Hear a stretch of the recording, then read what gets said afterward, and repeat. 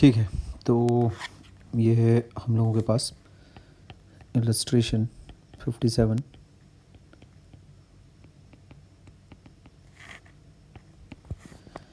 तो यहाँ पर ये साबित करना है कि अगर modulus of Z1 plus Z2, अगर तुम्हें दिया हुआ है modulus of Z1 plus modulus of Z2 के बराबर, ये तो चीख कर बोल रहा है कि मेरी स्क्वायरिंग करो।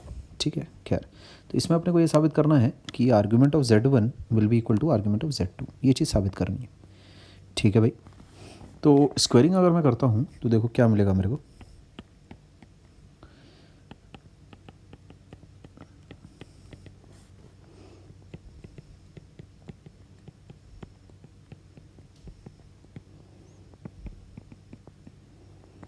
मॉडुलस ऑफ Z1 और मॉडुलस ऑफ Z2 तो रियल नंबर्स हैं, तो स्क्वायरिंग में तो सीधा a square plus b square plus 2ab लगाया मैंने।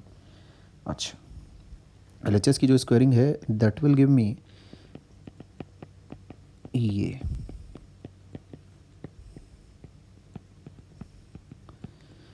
अब ये चीज़ कैसे आती है, ये बहुत बार इस पर बातचीत हो चुकी है अच्छे से। ठीक, अच्छा,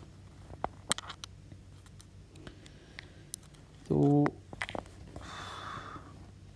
यहाँ इन दोनों इक्वेशन से अगर मैं इक्वल टर्म्स को अगर कैंसिल ऑफ कर दूँ ना, ये जो इक्वेशन है इसमें इक्वल टर्म्स अगर कैंसिल कर देते हैं तो ये चीज़ आ जाती है, मेरे को दुख की भी हटा लो।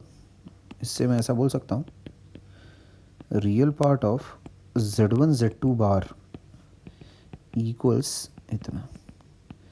अब इस चीज़ को प्रॉपर्टीज़ ऑफ आर्ग्यूमेंट्स पढ़ते वक्त हम लोगों ने डिराइव किया है। Z1 Z2 बार, उसको मैं ऐसा लिख सकता हूँ, Z1 Z2 का जो रियल पार्ट होगा that will be this much. ठीक है, बराबर ये हो जाता है ना। ये यहाँ से यहाँ कैसे आया, ये चीज़ प्रॉपर्टीज़ में ऑलरेडी डिस्कस्ड है। ठीक है, अच्छा, तो अब अगर मैं इक्वल टर्म्स को अगर कैंसिल ऑफ कर देता हूँ, है ना, तो देखो मेरे पास cos of θ1 minus cos of θ2 zero आ जाता है। इसका मतलब मैं ऐसा बोल सकता हूँ θ1 minus θ2 will most definitely be zero. ठीक, यानी कि मैं ऐसा बोल सकता हूँ कि आर्ग्यूमेंट ऑफ Z1, है ना, दोनों का जो डिफरेंस होगा दैट विल बी ज़ीरो। इसका मतलब ऐसा बोला जा सकता है argument of Z1 equals argument of Z2। ठीक है, ये चीज़ हो जाती है मेरे पास, है ना, और यही अपने को साबित भी करना था। ठीक है, यही चीज़ अपने को प्रूव भी करनी है। ठीक है, तो ये सवाल इस तरह से यहाँ पर हो जाता है। ठीक है, अच्छा, तो इसमें की पॉइंट्स क्या हैं। पहले तो ये बेसिक आइडेंटिटी तुम्हें पता होनी चाहिए, जो कि सबको पता होती है। हाँ, ये चीज़ हम लोगों ने पढ़ाई करने के दौरान एक्चुअल में निकाल कर रखी थी। ठीक, तो ये थोड़ा ध्यान रखना, ये वाली जो आइडेंटिटी है, ये वाली चीज़ तुम थोड़ा ध्यान रखोगे। ठीक, आया कैसे है, Z1 Z2 बार मतलब कैसा, यूलर फॉर्म हमेशा याद रखा करो। Z1 कैसा हो गया, R1 e की पावर I θ1। Z2 कैसा है तुम्हारे पास, Z2 बार सॉरी, R2 e की पावर I माइनस θ2, ऐसा। तो e की पावर I θ1 माइनस θ2 का जो रियल पार्ट होगा वो यही होगा, है ना। ठीक है, R1 R2 तो रहेगा ही बेसिकली, उसमें जो रियल पार्ट जब तुम उठाओगे तो R1 R2 cos of θ1 minus θ2 आ जाएगा। ठीक है, रियल पार्ट में बेसिकली ये वाला रहेगा हिस्सा तुम्हारे पास, है ना, ये हिस्सा रहेगा। ठीक, अच्छा, तो ठीक है, फिर यहाँ यहाँ दूसरी इम्पोर्टेंट बात, और इस इक्वेशन को अगर देखें, है ना, तो θ1 माइनस θ2 मैंने ज़ीरो ही क्यों उठाया, ऐसा कुछ 2π 4π ऐसा भी तो उठा सकते थे अपन। 1 लाना है ना अपने को, तो सॉरी ये 1 होगा, यहाँ पर हड़बड़ी में लिखा गया है। ठीक है, तो ये सारी चीज़ें खुद से ठीक कर लिया करो वैसे। अच्छा, तो θ1 माइनस θ2 बेसिकली ज़ीरो ही होगा, क्योंकि हम लोग जो एंगल्स कंसीडर करते हैं कॉम्प्लेक्स नंबर सिस्टम में पूरा कंप्लीट, वो भाई तुम उसको पूरा एक्चुअल में लेकर चलो कि वो -π से π के बीच में ही है। ठीक, तो उसके लिए एक ही वैसी वैल्यू आती है ना, -π से π ही रहेगा तुम्हारे पास पूरा नंबर सिस्टम के दौरान, है ना। तो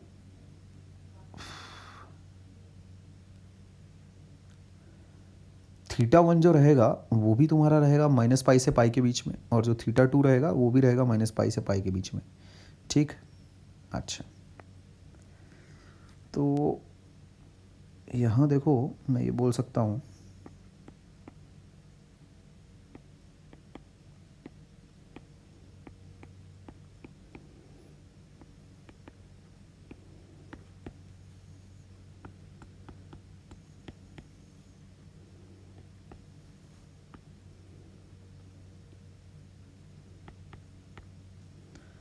अच्छा, है ना।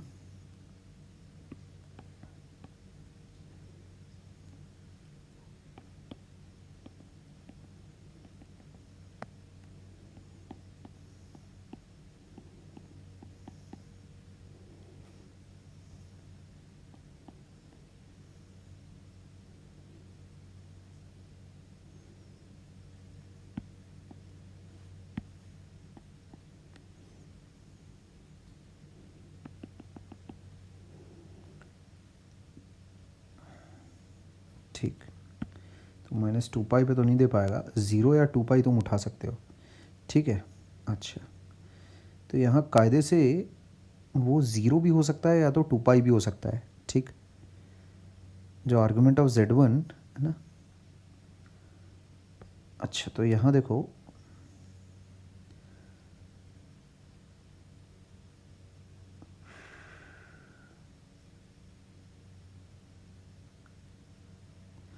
जो डिफरेंस वैल्यू है, अगर उसको मैं ज़ीरो या फिर टू पाई अगर कंसिडर करता हूँ तो ज़ीरो में तो आर्ग्यूमेंट दोनों के बराबर हो जाएंगे। ठीक, वरना दोनों के आर्ग्यूमेंट्स एक्चुअल में टू पाई से डिफ़र कर सकते हैं। ठीक है।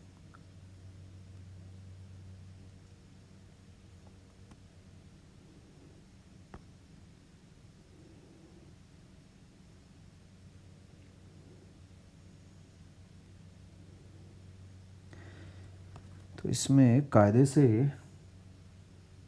ये चीज़ यहाँ पर मेरे अकॉर्डिंग तो होनी चाहिए कि इसमें प्रूफ में और करके ऐसा भी लिखा हुआ रहना चाहिए था, आर्ग्यूमेंट ऑफ z1, ठीक, माइनस आर्ग्यूमेंट ऑफ z2। ठीक, इसका जो ये डिफरेंस वैल्यू है या तो ये टू पाई रहेगा या तो ज़ीरो रहेगा। ठीक है, ऐसा मेरे अकॉर्डिंग होना चाहिए।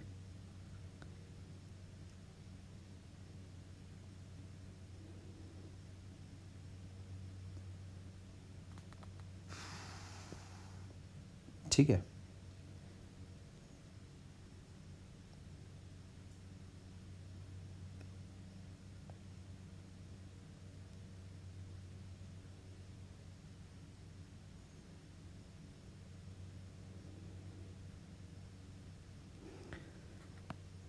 इसमें टू पाई पॉसिबल हो सकता है।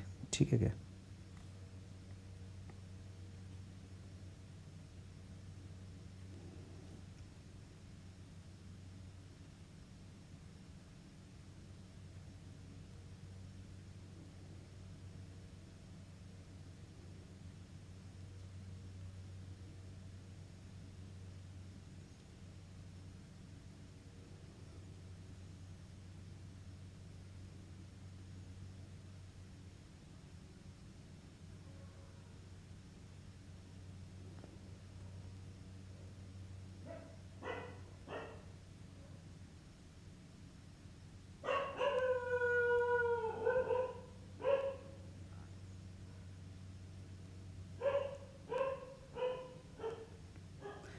नहीं हो सकता है वो, बिकॉज यहाँ देखो, ठीक है, यहाँ देखो बड़े ध्यान से, थीटा वन जब अपने मैक्सिमम पर होगा, यानी मान लेते हैं पाई पर होगा, तो थीटा टू की जो मिनिमम वैल्यू है वो कितनी हो सकती है? वो माइनस पाई से जस्ट थोड़ा सा बड़ा रहेगा। तो ये एक्चुअल में टू पाई से जस्ट थोड़ा सा छोटा रहेगा। ठीक है, तो two pi is not possible. ठीक, two pi is not possible, तो ये वाली चीज़ें नॉट पॉसिबल। ठीक, क्योंकि इतना प्यारा सवाल दे रखा है कि नहीं, तो मुझे ऐसा लगा कि भाई अपने लॉजिक को एक बार और थोड़ा टेस्ट आउट कर लिया जाए। ठीक है, तो ये इनइक्वालिटी बनती है तुम्हारे पास, इसमें two pi is not included, ध्यान रखोगे इस बात का। ठीक, अच्छा, तो ये चीज़ बिल्कुल सही है फिर मेरे पास, ये एकदम परफेक्टली ऑल राइट। ठीक है, अब ये सवाल हो जाता है। ठीक है, देन आगे बढ़ते हैं अगले सवाल की तरफ।